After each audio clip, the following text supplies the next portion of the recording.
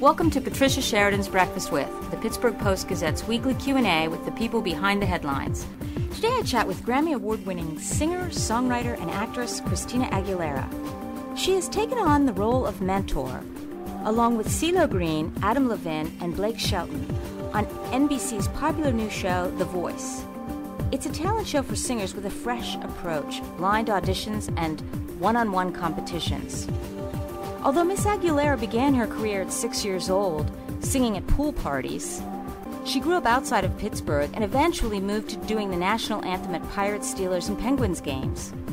She talks about dealing with the highs and lows, getting lost in the moment when on stage, her grandmother's guidance, and what it means when the money starts rolling in, and so much more.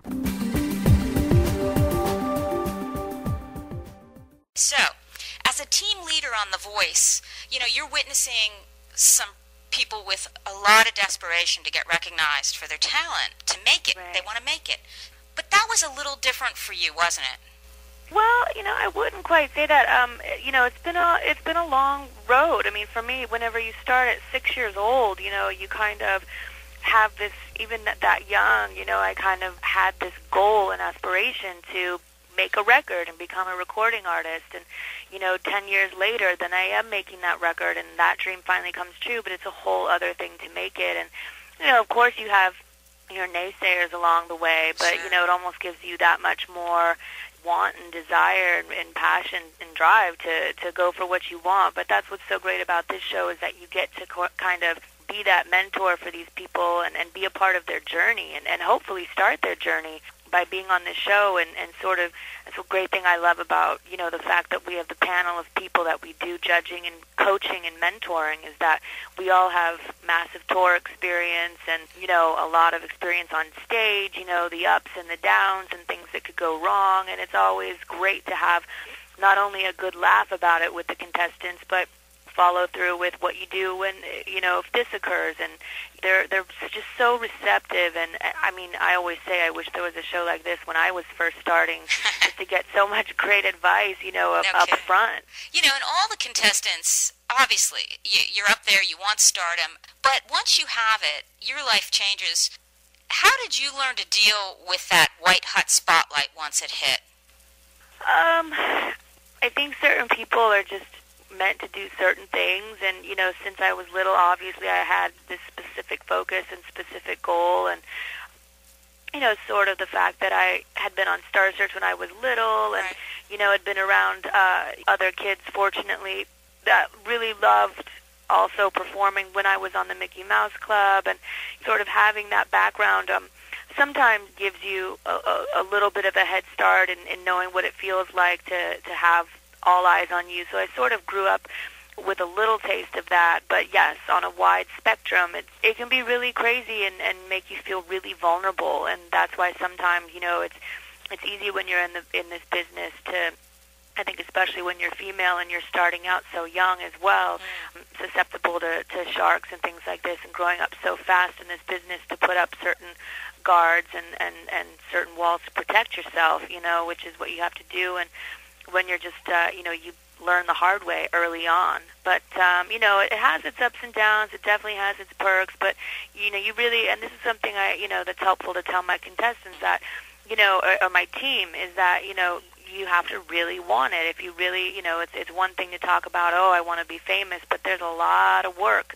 a lot of hard work, and a lot of dedication and travel and exhaustion that goes along with it, and you're under speculation and things like that. And it's nice, too, that I get to come from that place of, hey, I've had, some rocky times, some good times. Any, successful person in this business will tell you, everyone has their moments of highs and lows, and you got to roll with the punches. And that's why, before you even start this dream, you have to know that inside you have what it takes to be cut out for all the hard work. So, I mean, everyone's been so great about and receptive whenever you say that. But, yeah, it's a whole different thing when it actually starts happening and you start getting involved in this whirlwind.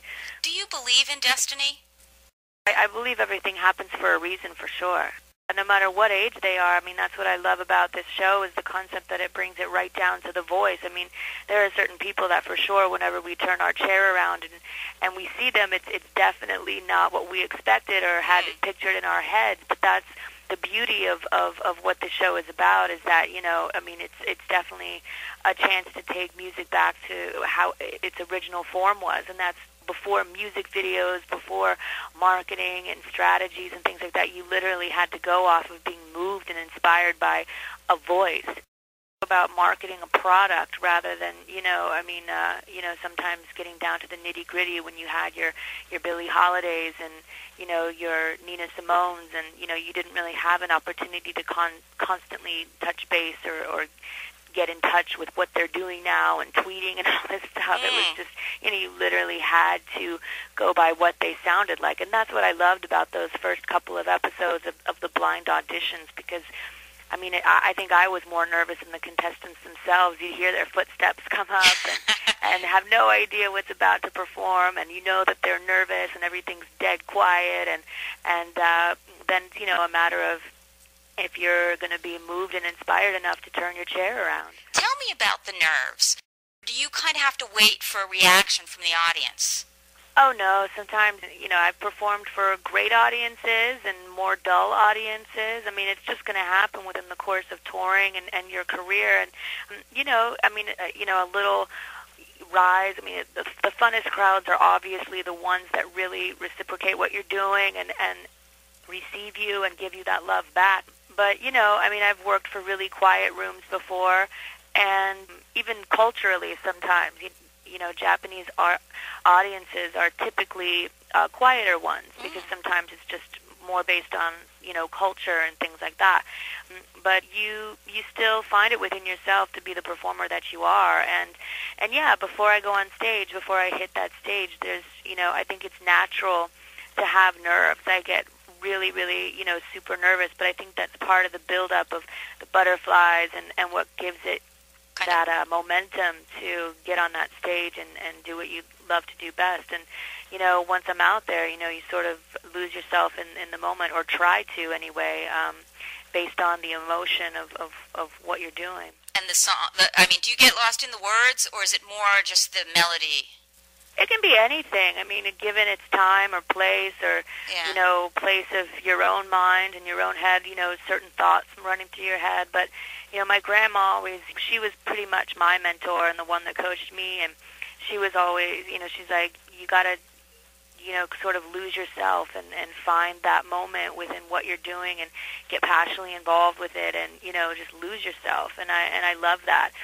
To think about that moment. And of course there's a level of sometimes, you know, losing yourself too much, and I have a good laugh about that with my contestants and whatnot, about what to do in this situation, what not to do, and being able to be strong enough when you enter this business in the first place to roll with the punches and the good and the bad that comes with, you know, you're going to have good and bad times. You're going to have, you know, I've had my high heel get caught in my fishnet as I'm coming off of a stair on stage on tour somewhere.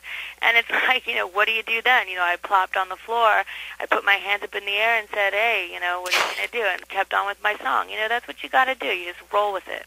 So you can't be an emotionally fragile person and be in that business. No, I think that the most fragile people are the ones that are actually drawn to this business, because creative people, I think, are exceptionally sensitive.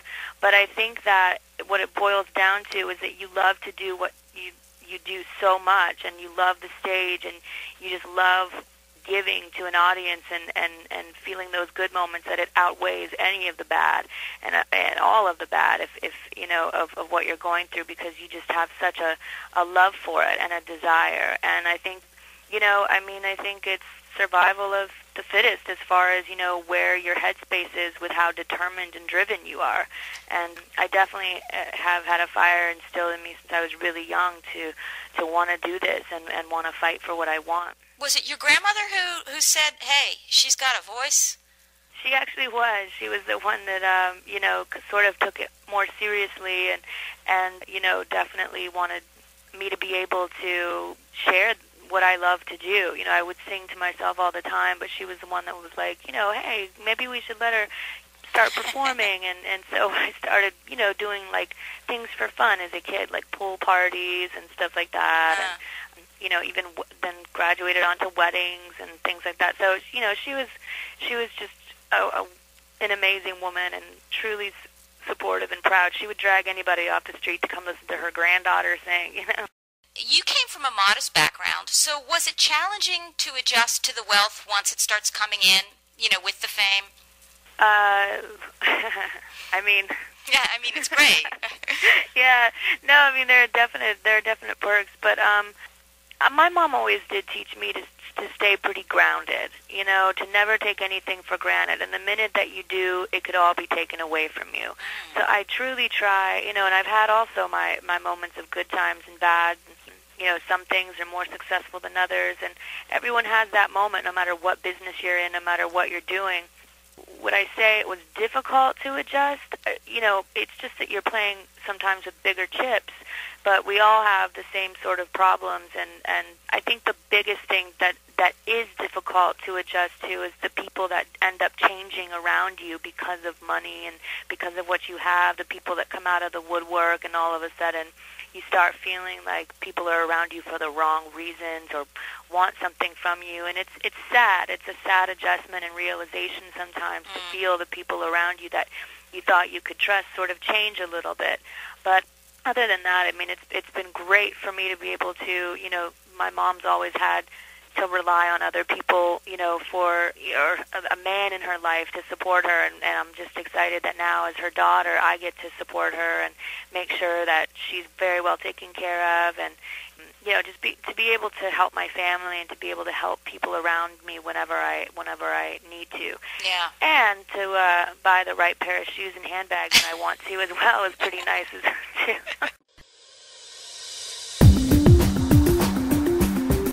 Thanks for listening. For more conversations, check the pages of Monday's Pittsburgh Post-Gazette or visit postgazette.com, the area's most visited website. While there, you'll be able to access the Post-Gazette's slate of other weekly podcasts on TV, the movies, food, technology, and other topics. If you have comments or suggestions, send email to hereandnow at post-gazette.com. I'm Patricia Sheridan.